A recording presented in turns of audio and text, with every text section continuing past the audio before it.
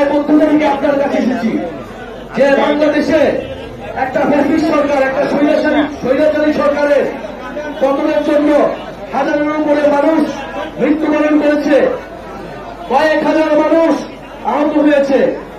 এত মানুষের আত্মত্যাগের পরে বাংলাদেশের মানুষ একটু ভালো থাকতে চায়।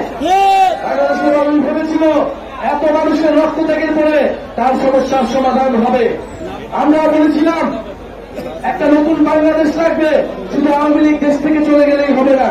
আওয়ামী লীগের যে সিস্টেম, যে দুর্নীতি, যে চাঁদাবাজি, যে মাফিয়া সিস্টেম, সেই সিস্টেমকে বদলাইতে হবে। কিন্তু আমরা দেখতেছি যে বাংলাদেশে সেই সিস্টেম এখনো বদলায় নাই। তাহলে আমরা আবার রাজপথে নেমে এসেছি, আমরা আবার আপনাদের কাছে কথা বলতেছি, আমরা আবার বলতেছি আমরা রাজপথে আছি, আমরা রাজপথে থাকবো। আপনাদের ঝালকাঠিবাসী নেতৃবৃন্দ ঝালকাঠি এলাকার সমস্যার কথা বললেন, নদী ভাঙনের কথা বললেন, দুর্নীতি মাদক কারবারের কথা বললেন, শিক্ষা এবং স্বাস্থ্য ব্যবস্থার যে বেহাল দশা তার কথা বললেন। আমরা চাই এমন একটা রাজনৈতিক দল আমরা তৈরি করতে চাই, যেই দলটা হবে গণমানুষের দল, যেই দলটা মানুষের সমস্যা নিয়ে কাজ করবে, মানুষের পাশে দাঁড়াবে, মানুষের মর্যাদা নিশ্চিত করবে। আমরা কোন চাঁদাবাজদের, সন্ত্রাসীদের, দুর্নীতি মাফিয়া ব্যবসায়ীদের কোন দল হইতে চাই না। আমরা চাই যেই দল আপনার কথা বলবে, আপনার সমস্যার কথা বলবে এবং আপনার সমর্থনে যেই দল পরিচালিত হবে। জাতীয় নাগরিক পার্টি গণ অভ্যুত্থানের মধ্য থেকে তৈরি হওয়া সেরকম একটি দল। আপনাদের প্রতি আমরা বলতে এসেছি যে নতুন করে বাংলাদেশে ভয়ের সংস্কৃতি তৈরি করা হচ্ছে।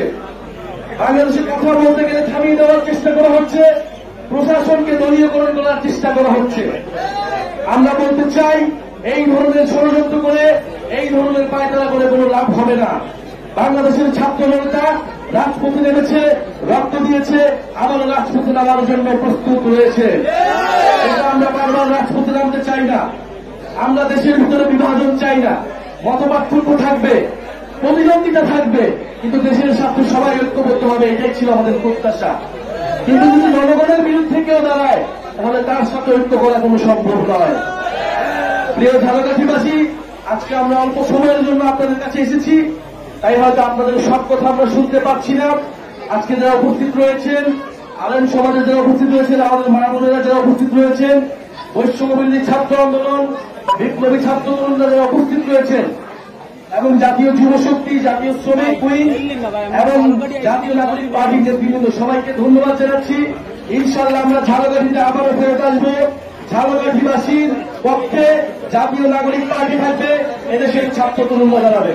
আসসালামু আলাইকুম।